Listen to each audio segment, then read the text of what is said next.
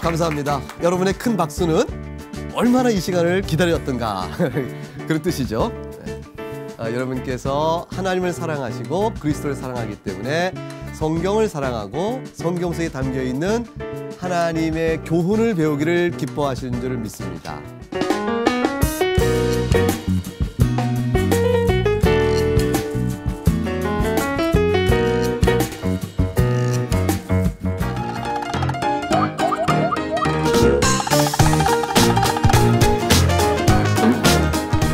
그래서 조직신학도 기뻐하시는 것이죠.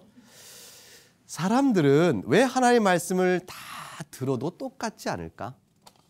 왜 사람들은 하나님을 안다고 말하면서도 서로 다르게 얘기할까? 그 모든 것들의 가장 중요한 이유는 죄 때문에 그래요. 죄. 그래서 우리가 지난 시간에 공부했던 것 혹시 생각나세요? 일주일이나 지났으면 기억이 안 나는 게 마땅한데 생각난다고 그러면 여러분은 천재예요. 그렇죠? 자, 성경 하나님의 말씀이 있는데 성경 말씀은 하나님을 우리에게 알게 하는 계시라고 했는데 이 성경의 계시를 다 같이 읽어도 믿지 않는 사람도 있단 말이에요. 근데 왜 여전히 믿지 못할까?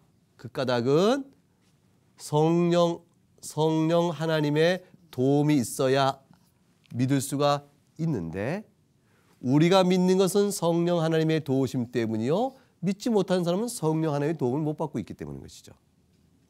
자, 그러면 같은 성경의 글을 읽으면 이해가 되는 거 아니에요? 아, 그렇죠. 그러니까 이해가 되죠. 그러니까 글은 A 문장, B 문장 합쳐서 C라는 뜻을 전한다. 이게 다 될 수 있잖아요. 그런 건 그러니까 다 이어서 머리로는 무슨 뜻인지 알지만 이것을 심령의 믿음으로 갖고 그래서 고백하는 일은 있어요, 없어요? 이거는 별개 문제예요. 이게 바로 성령 하나님의 도우심이 필요한 것이에요. 그래서 하나님은 창조하셨다. 인간은 죄인이다. 인간이 죽음 뒤에는 심판을 받는다. 이런 모든 말들에서 나는 아멘 하고 고백하는데 그 사람은 읽어서 하나님이 창조했다고 성경에 쓰여 있더라. 인간은 죄인이라고 쓰여 있더라. 인간이 죽음 뒤에 심판이 있다고 쓰여 있더라. 그런데 뭐 쓰여 있을 뿐 머리로는 지식을 가졌어요. 지식은 가졌지만 마음으로는 믿어야 안 믿어요? 안 믿어요. 그래서 무시해버리는 거죠. 이런 일들이 없도록 받아들여지는 일들이 성령 하나님의 은혜예요. 자, 그러면 질문을 해보자 말이에요. 왜 머리는 똑같이 이 사실을 알면서도 나는 이거를 읽고 하나님이 창조하셨구나. 아, 창조주 하나님. 이렇게 나오고 인간은 죄인이다. 아, 하나님 전 죄인이에요. 이렇게 나오는데 왜 그 사람은 그렇게 나오지 못할까? 그는 그 사람에게는 죄가 이런 것을 알아가는 일에 방해를 하기 때문에 그래요. 그래서 죄가 사람의 인식과 인지에 미친 영향력이 있다라고 말해요. 그 죄의 인지적 효과 때문에 사람이 성경을 읽어도 깨닫지 못하도록 어둠 속에 가려진 것이요.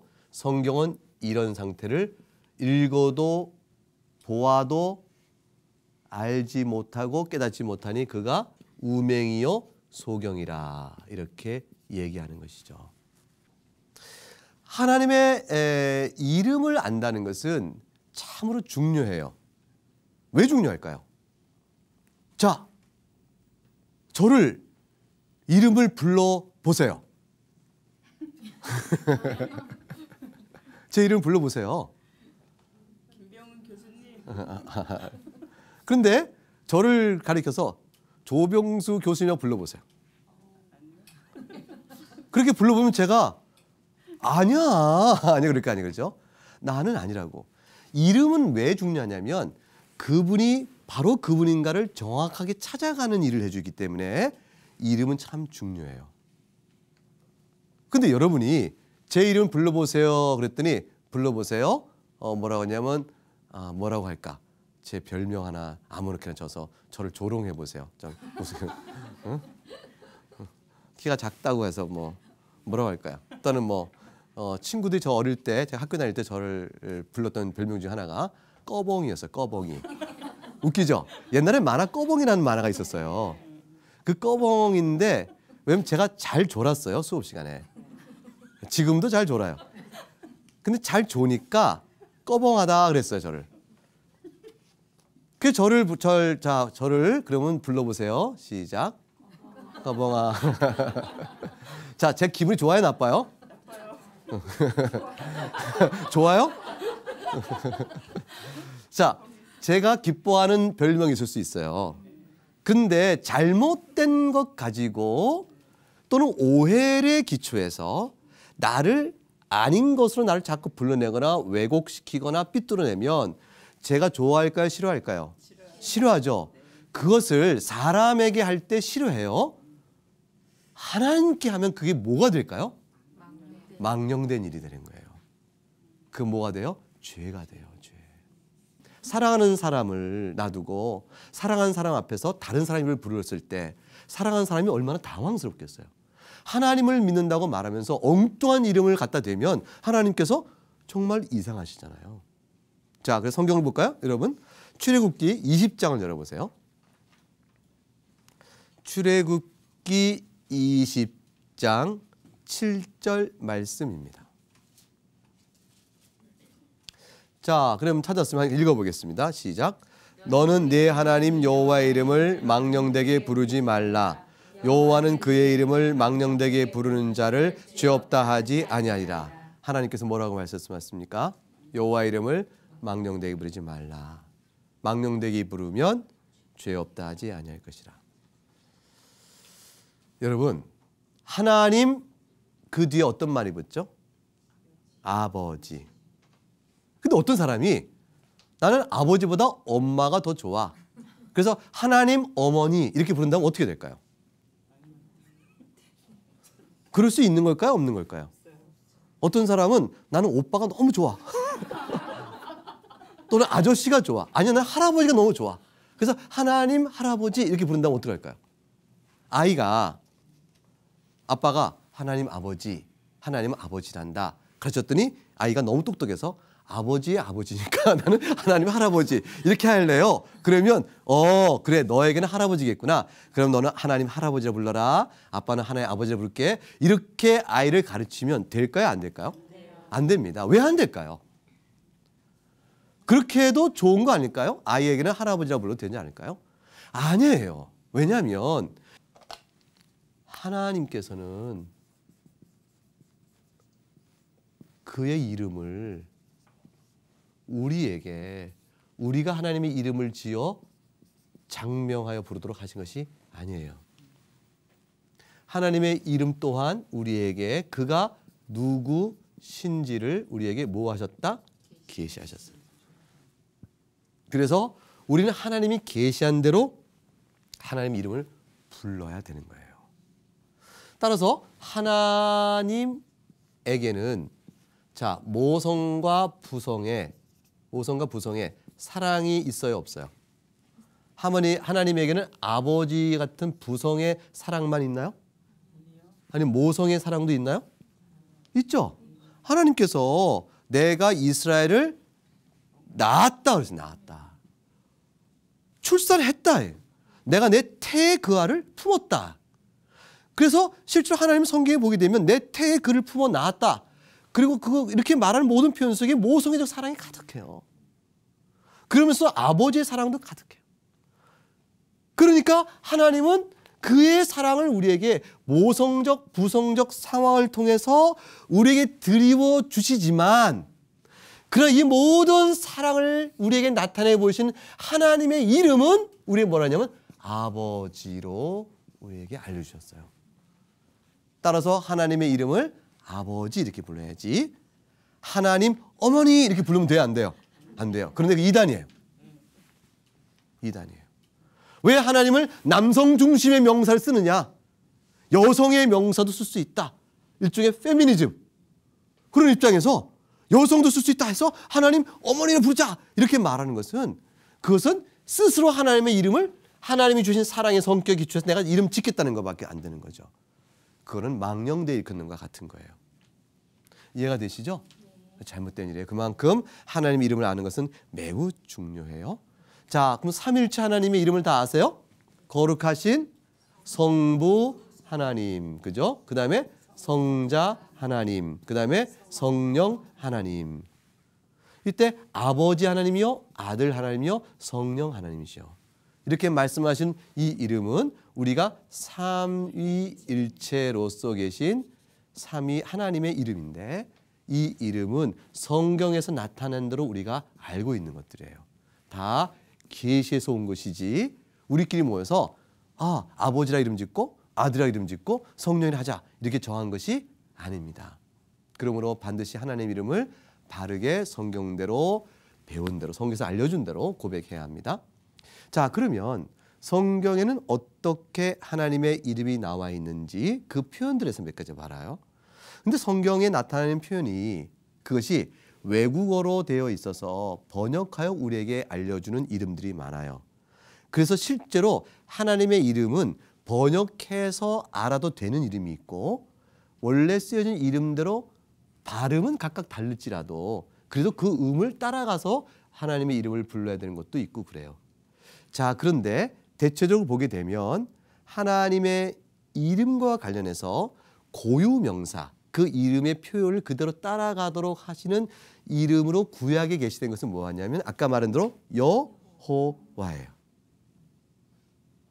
자, 그래서 여러분 한번 볼까요? 출애굽기 3장 14절 3번에 있는 출애굽기 3장 14절 말씀 성경에 있으면 열어보시고요. 출애굽기 3장 14절 말씀을 읽어보겠습니다. 시작. 하나님이 모세에게 이르시되 나는 스스로 있는 자이니라. 또 이르시되 너는 이스라엘 자손에게 이같이 이르기를 스스로 있는 자가 나를 너에게 보내셨다 하라. 여기에 여러분이 기억할 어떤 표현이 나오죠? 스스로 있는 자. 이 스스로 있는 자를 줄여서 하나의 이름으로 부를 때 출애굽기 6장 2절 말씀 출애굽기 6장 2절 말씀 한번 읽어보겠습니다. 하나님이 모세에게 말씀하여 이르시되 나는 여호와니라. 이 여호와라는 말씀을 기억하세요. 여호와라는 말씀의 뜻이 나는 스스로 있는 자라는 말씀의 뜻을 담고 있는 이름이라고 볼 수가 있어요. 스스로 있는 자라는 것은 하나님이 이름을 통해서 자신이 누구신지를 말하며 동시에 어떤 분인가도 설명해 주고 있어요. 그렇죠? 하나님께서 스스로 있는 자다 그랬으니까 그 이름을 통해서 어떤 분인지도 말하고 있어요. 스스로 있는 자 속에 여러분이 알고 있는 하나님 어떤 특성이 드러나요? 하나님 스스로 있으니까 그거를 세 자로 줄이면 무슨 성? 스스로 있으니까 자, 존, 성 이렇게 할 수 있죠. 그렇죠? 근데 하나님이 스스로 있다는 것은 내가 있고자 하는 대로 있는다라는 말씀을 가져요. 하나님께서는 누구에 의해서 결정되어지는 분이 아니고 스스로 있고자 하는 대로 있을 수 있는 분이에요. 그러니까 하나님의 절대적 뭐가 나면 주권성이 드러나요. 근데 그분은 지금도 있고 내일도 있는 분이에요. 스스로 계신 분이기 때문에 항상 계신 분이므로 영원성도 이름 속에 드러나고 있어요. 그 스스로 있는 분은 영원하시고 스스로 있기 때문에 어떤 것에서 변화나 영향을 받지 않는다는 말은 그분이 뜻하신 것은 그대로 진행된다는 뜻이기 때문에 그분은 신실성도 거기에 드러나요. 하나님께서 나는 스스로 있는 자라는 말씀 속에는 하나님의 이름도 누군지를 알려주시지만 동시에 어떤 분인도 다 담고 있어요. 여호와라는 이름은 고유명사적인 거예요. 어떤 하나님이라고 자처하는 여호와라고 말하면 안 돼요. 오직 우리에게 보이신 그 하나님만이 여호와 하나님이세요. 레위기 24장 16절에 보게 되면 레위기 24장 16절 말씀에 혹시 찾으셨으면 한번 레위기 24장 16절 말씀 한번 보겠습니다. 그거를 한번 읽어보도록 하죠. 시작. 여호와의 이름을 모독하면 그를 반드시 죽일지니 온 회중이 돌로 그를 칠 것이니라. 거류민이든지 본토이든지 여호와의 이름을 모독하면 그를 죽일지니라. 그래서 여호와의 이름이란 것은 우리가 믿는 하나님의 고유 명사로 구약에 계시된 이름이기 때문에 그 하나님의 이름을 모독한다는 것은 하나님 그분을 모독하는 것이라 그만큼 엄히 거룩히 여겨질 이름으로 우리에게 주어졌어요. 자, 그런데 그뿐 아니라 우리 한번 볼까요? 창세기 14장 19절 20절에 가게 되면 하나님을 가리키는 또 다른 단어가 나와요. 창세기 14장 19절과 20절 말씀 읽어봅니다. 그가 아브라함에게 축복하여 이르되 천지의 주제이시여 아브라함에게 복을 주옵소서. 이때 어떤 단어 천지에 뭐가 나왔죠? 주제. 높고 높은 분이라는 뜻이에요. 높고 높은 분, 천지의 주권자이시며 다스린 분으로서의 높고 높으신 분, 이런 뜻으로 주제란 말로 우리 번역되어 있는 그 말이 하나님을 가리켜요. 따라 천지의 주제란 말을 다른 어떤 사람에게 쓰면 되겠어요? 안 되겠어요? 안 됩니다. 천지의 주제란 표현은 꼭 누구에게만 써야 돼요? 하나님에게만 써야 합니다. 민수기 24장 16절 말씀을 읽어볼까요? 하나님의 말씀을 듣는 자가 말하며 지극히 높으신 자의 지식을 아는 자, 전능자의 환상을 보는 자, 엎드려서 눈을 뜬 자가 말하기를. 여기에 하나님을 가리킨 말이 세 가지 표현이 나오죠. 하나님 말씀이 나왔어요. 하나님. 그 다음에 지극히 높으신 자, 가장 높으신 자, 또 하나는 전능자. 이 표현은 절대로 사람에게 쓰면 안 돼요. 사람을 가리켜서 하나님 말하면 안 돼요. 하나님을 망령되어 그는 거예요. 하나님을 가리켜서, 사람을 가리켜서 제 아무리 높고 높다 할지라도 지극히 높으시니 이렇게 말하면 안 돼요. 우상숭배가 되어버려요. 하나님이 아닌 자를 가리켜서 전능자여 말하면 안 돼요. 이 표현은 모두 하나님에게만 표현되어야 될 이름이에요.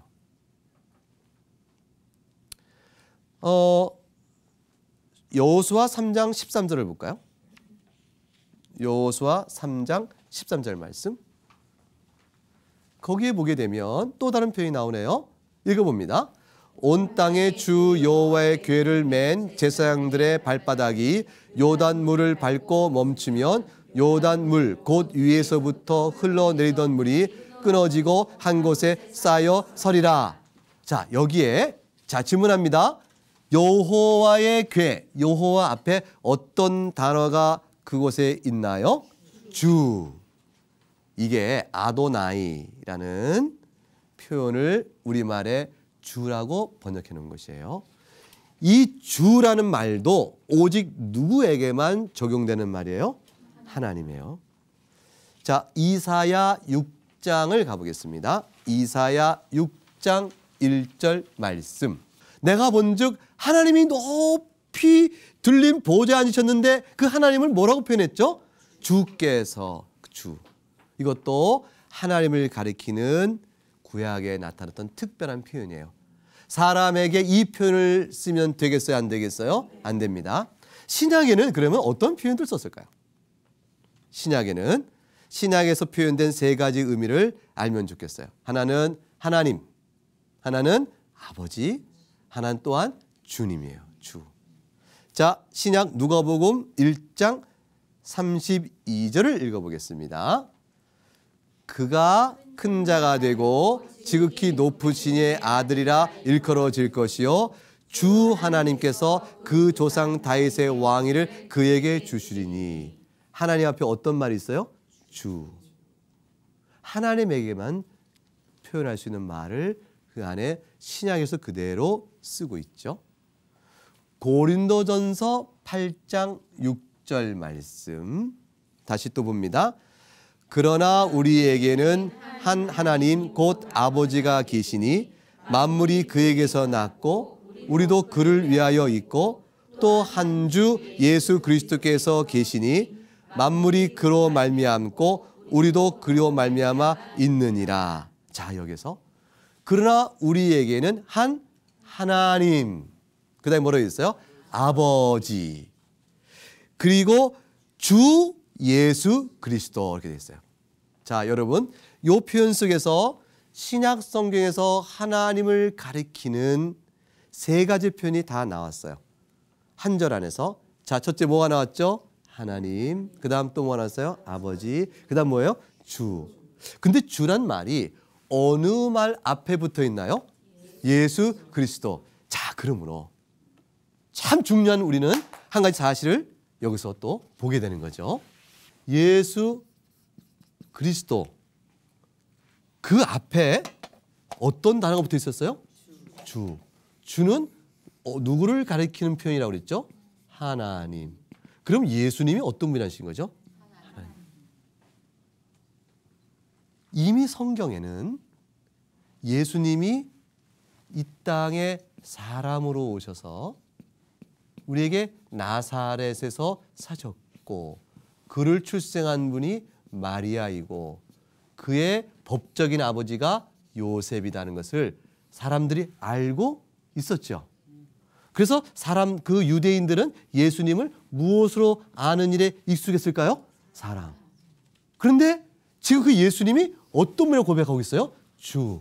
이 주라고 붙인 것은 예사라는 표현이 아니에요. 이거는 곧 그분이 누구시라는 표현이죠? 하나님이라는 표현이에요. 예수님은 하나님이세요.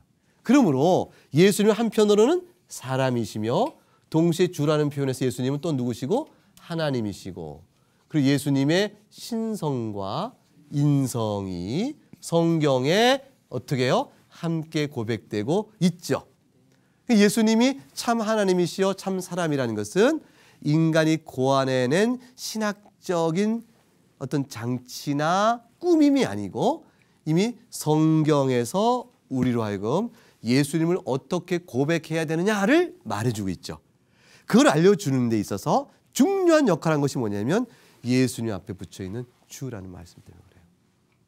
하나님이라는 표현을 쓴 것이죠.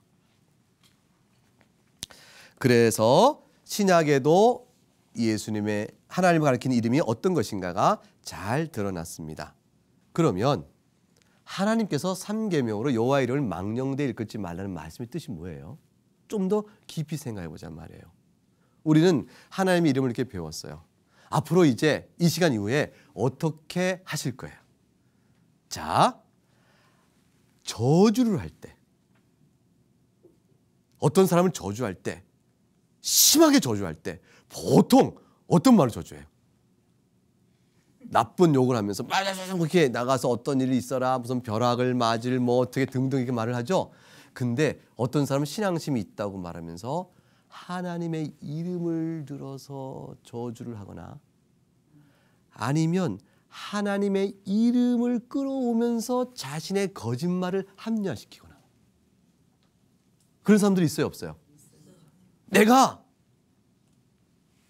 분명하게 말하는데 내 말은 진실이야.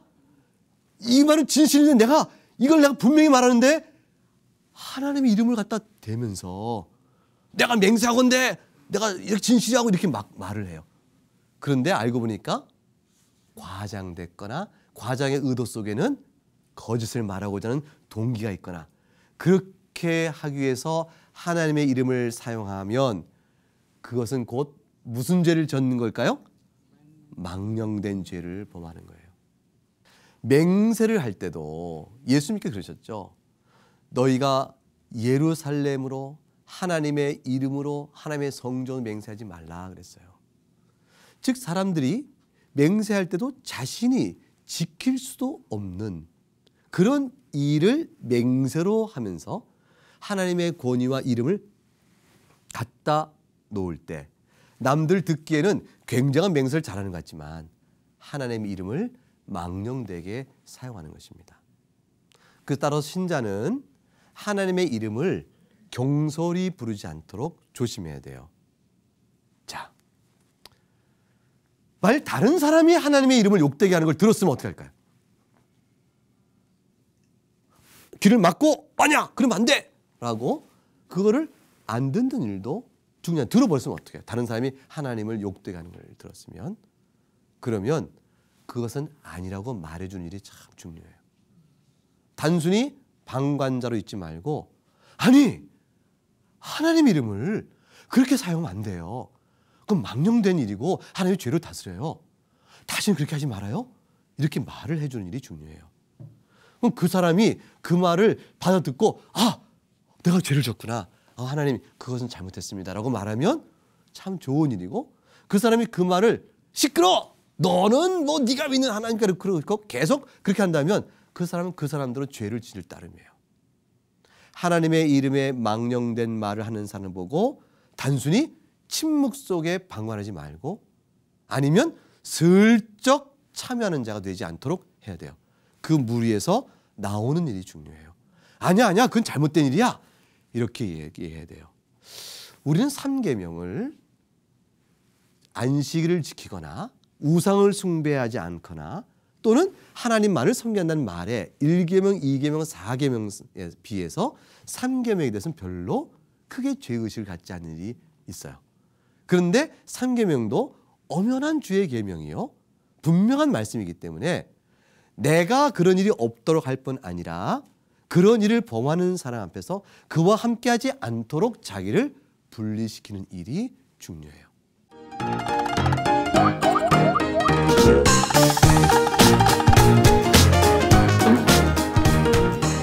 요컨대 하나님의 이름은 거룩하기 때문에 항상 하나님의 이름을 부를 때는 우리 마음이 경솔한 마음이 될까요? 진지한 마음이 될까요?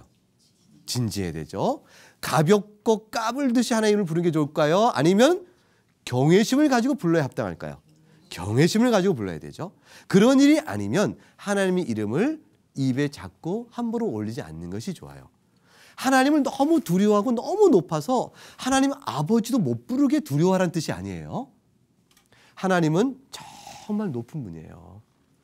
예수 그리스도 안에서 우리의 아버지가 되셨다는 사실 때문에 우리를 더없이 사랑하시는 따뜻하고 인자하고 긍휼이 많으신 분이지만 그러나 그 하나님은 만홀히 여기거나 경솔히 여기거나 우리가 이름을 가지고 함부로 대하기에 좋은 그런 분이 아닌 거예요. 이제 하나님의 아버지 이름을 어떻게 부르시겠어요? 경외하는 마음과 사랑하는 마음으로 감사와 존경의 마음으로 거기에 이름에 합당한 하나님께 영광을 돌리는 마음으로 부르셔야 합니다. 그러니까 무슨 안 좋은 일이 있을 때 주여 이렇게 하는 습관은 어떨까요? 어떻게 보면 신앙적인 자세 같아요. 어떤 일 때 주여 주여 그게 가보니까 뜨거운 거를 만져서 부엌에 살림하다가 주여 그럼 이게 뜨거워 되시냐 이게.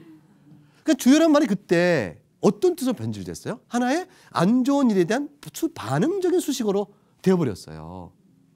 신앙적 표현 하나님 이런 일이 어떻게 벌어졌어요? 하나님 이 일을 도와주세요. 이런 뜻으로 담아서 그런 말을 했겠죠.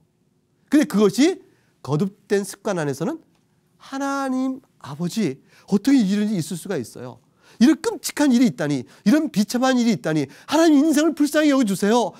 주여 이 뜻을 담고 주여라는 말은 그 너무너무 좋고 합당한 말이죠. 하나님 우리를 굽어 살펴주세요라는 말이죠. 그런데 그 말이 습관이 상습적으로 돼가지고 거의 불필요한 하나의 감탄사처럼 주여 주여가 남발돼 버리면 그건 거의 한숨을 대신한 말이 돼버리잖아요. 주여 이거는 썩 좋은 태도는 아니죠. 어떻게 생각하세요? 그런 것 같죠? 그러니까 그런 습관은 배우지 않도록 하는 게 좋겠어요. 어떤 사람의 이야기를 들어요. 집사님, 또 권사님, 그래서 이런 일이 있었어요.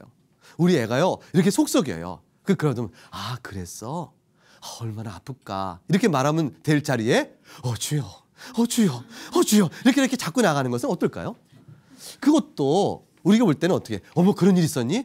정말 안 됐다. 주님 불쌍히 해주세요. 이렇게 얘기할 텐데 그런 것들에 대해서도 역시 조심하는 게 좋겠죠?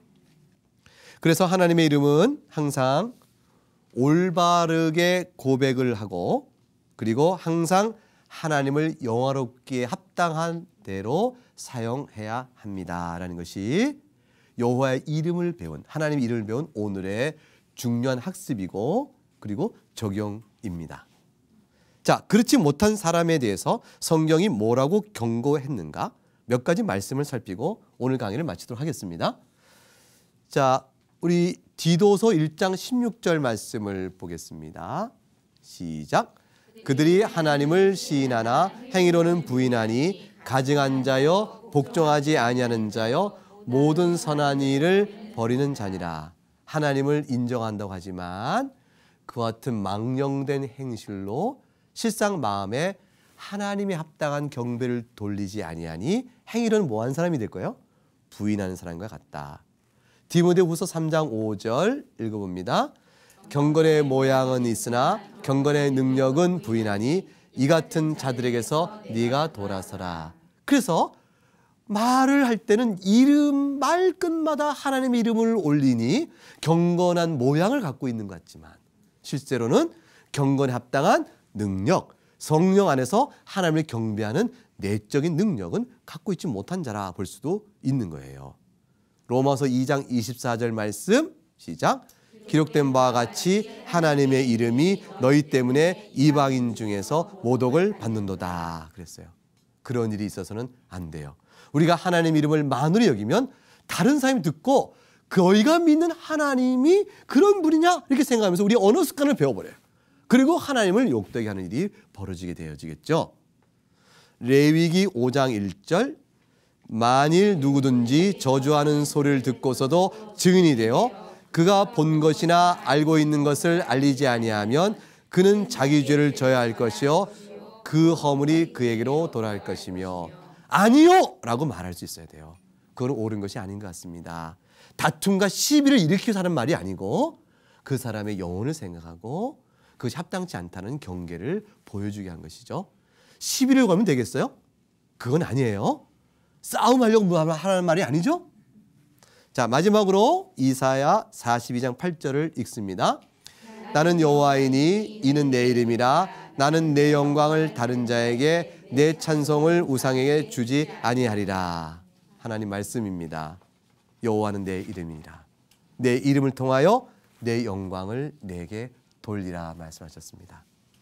이제 하나님 아버지 주님 천재 주제이시오 전능자시오 여호와 하나님이시오 라는 성경에 나와 있는 하나님이 가리키는 이름은 아주 소중하고 거룩하고 복된 이름이고 그 이름이 우리 아버지가 된다는 사실에 너무 감사하면서 하나님 이름에 합당한 믿음의 생활을 잘 감당하시는 여러분 될 수 있기를 주의 이름으로 축복합니다. 오늘 여기까지 하고 마치겠습니다. 감사합니다.